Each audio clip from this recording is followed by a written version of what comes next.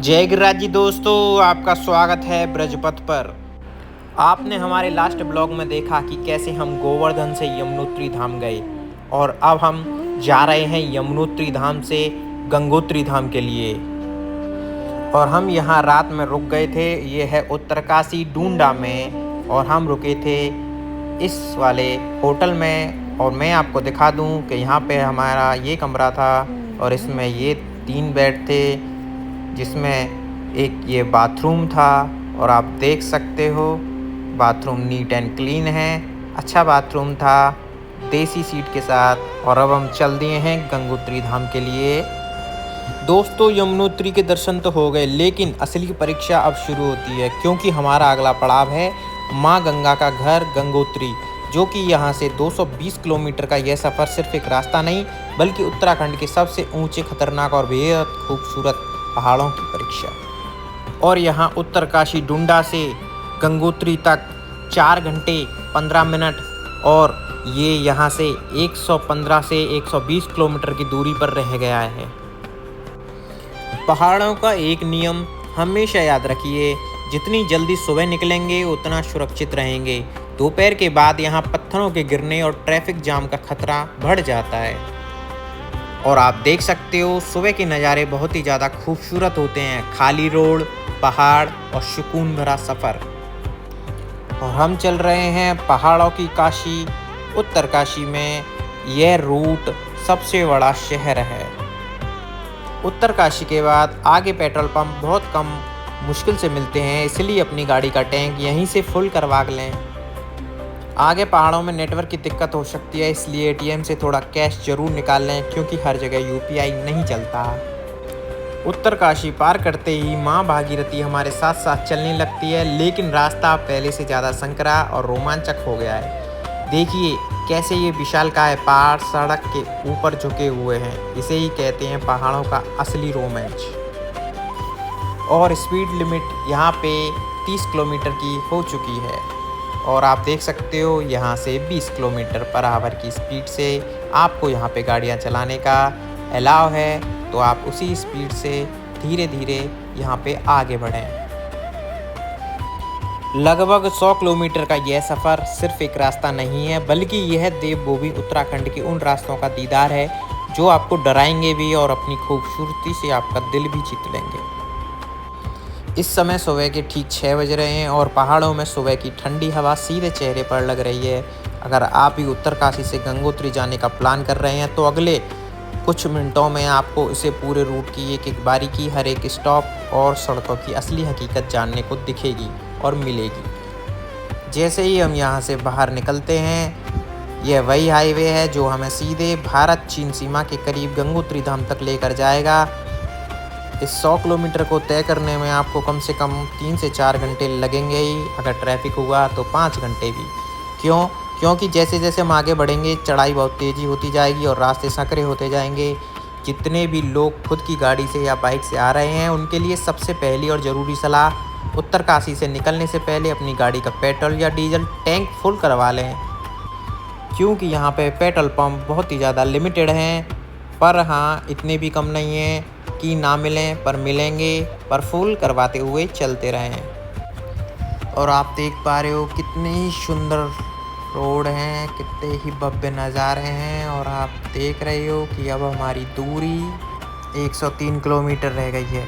और अब आप देख पा रहे हो यहाँ पे कितना ही सुंदर वाटरफॉल है। और इस वाटरफॉल का नाम मैं आपको बता दूँ, इस वाटरफॉल का नाम है खेदी वाटरफॉल। और यहाँ पे टूरिस्ट रुककर फ़ोटो वीडियो बनाकर ही आगे बढ़ते हैं, क्योंकि ये सुंदर नज़ारा बार बार देखने को नहीं मिलता। और आप देख रहे हो कितना ही तगड़ा फ्लो था कि जितनी दूरी से बह रहा था खेदी वाटरफॉल, उतनी ही दूरी से हमारे मुंह पर बूंदें गिर रही थी। और अब हम फिर से चल दिए हैं गंगोत्री की तरफ। और अब आप मज़ा लेंगे कितनी ही सुंदर घाटियों का।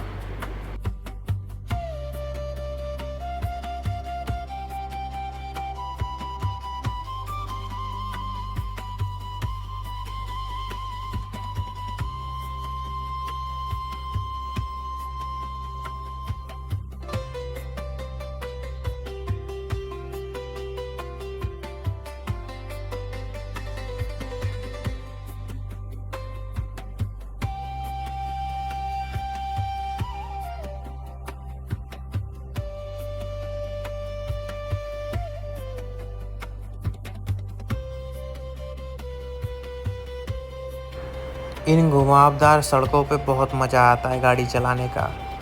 जब आप कभी राइट, कभी लेफ़्ट, कभी राइट, कभी लेफ़्ट लेते हैं तो आपको बहुत ही ज़्यादा मनमोहक लगता है, क्योंकि ऐसी सड़कें सिर्फ पहाड़ों पर मिलती हैं, सिटियों में नहीं मिला करती।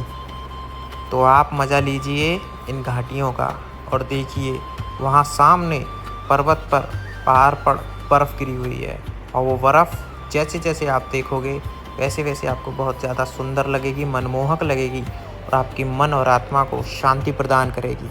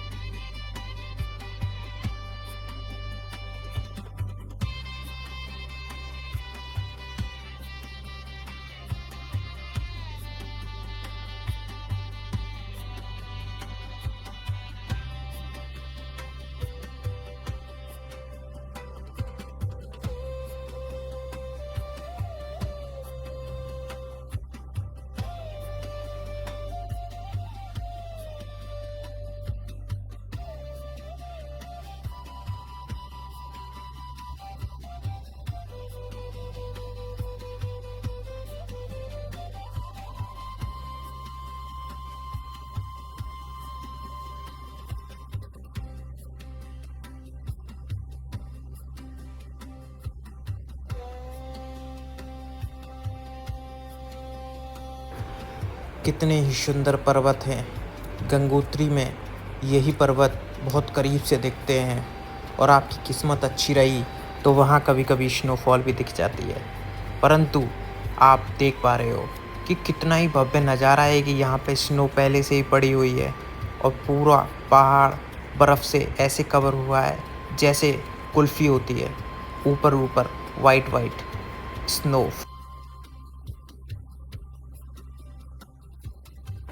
और यहाँ पे लग चुका है ट्रैफिक और हम ट्रैफिक में नाश्ता उड़ा रहे हैं। गाइस आप देखिए, जब ट्रैफिक लग जाता है तो दिमाग ख़राब होता है, इसलिए कुछ खाते पीते रहिए जिससे कि ट्रैफिक को आप झेल सकें। और आप देख रहे हो ट्रैफिक में रुके रुके मैं आपको दिखा रहा हूँ पहाड़ का नज़ारा जूम करके एटेक्स में, और आप देख पा रहे हो कितना ही सुंदर पहाड़ लग रहा है।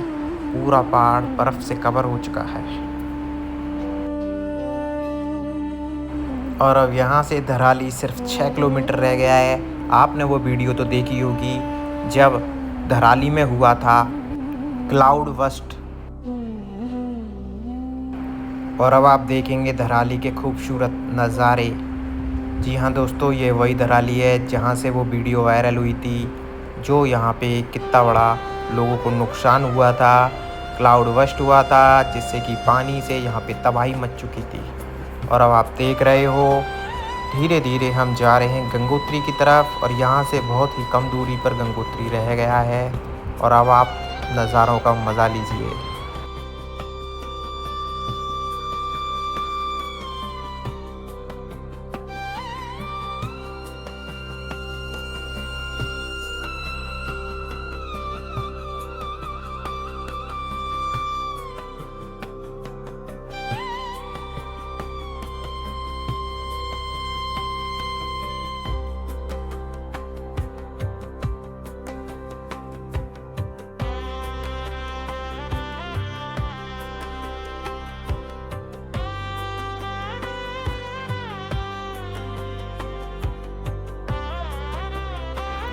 गंगोत्री केवल एक प्रसिद्ध तीर्थ स्थल या भागीरथी गंगा नदी का उद्गम स्थल ही नहीं, बल्कि इसके साथ कई ऐसी अनसुनी कहानियां, रहस्य और छिपे हुए तथ्य जुड़े हैं जिनके बारे में बहुत कम लोग जानते हैं। आइए जानते हैं। ज़्यादातर लोग सोचते हैं कि गंगा नदी गंगोत्री मंदिर के पास से ही निकलती है, लेकिन सच ये है कि गंगा का वास्तविक उद्गम स्थल गौमुख है, जो गंगोत्री से लगभग 19 किलोमीटर दूर गंगोत्री ग्लेशियर में स्थित है। यह चढ़ाई बेहद कठिन और रोमांचक है। गंगोत्री और गौमुख से लाए गए गंगा जल को सालों साल रखने पर भी उसमें कीड़े नहीं पड़ते और ना ही उससे दुर्गंध आती है।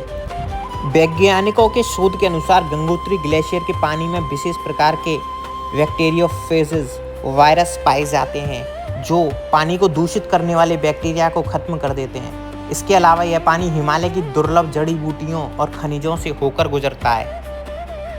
गंगोत्री के पास पहाड़ों में कई गुप्त गुफाएं हैं जहां आज भी कई साधु संत सालों साल तक कड़कड़ाती ठंड और बर्फबारी के बीच बिना किसी आधुनिक साधन के तपस्या करते हैं। इनमें से कई संत दुनिया की नज़रों से पूरी तरह दूर रहते हैं और केवल आध्यात्मिक साधना में लीन रहते हैं। सर्दियों के महीनों में अक्टूबर नवंबर से अप्रैल मई तक भारी बर्फबारी के कारण गंगोत्री मंदिर के कपाट बंद हो जाते हैं और इस दौरान मां गंगा की डोली के नीचे मुखवा स्थित गांव में लाया जाता है। अगले 6 महीने तक मां गंगा की पूजा यहीं गुप्त रूप से और पूरी श्रद्धा के साथ की जाती है। और हम आ चुके हैं गंगोत्री की पार्किंग में और यहाँ पे हमने अपनी गाड़ी को पार्क कर दिया है। यहाँ पे काफ़ी स्पेस थी गाड़ी को पार्क करने के लिए और पार्किंग फ़ीस भी बहुत ज़्यादा नहीं थी। और अब हम गाड़ी को पार्क करके चलते हैं गंगोत्री मंदिर की तरफ। मंदिर यहाँ से लगभग 10 से 15 मिनट वॉक पर है। ज़्यादा यहाँ पे चलना नहीं पड़ता और यहाँ पे कोई चढ़ाई भी नहीं है।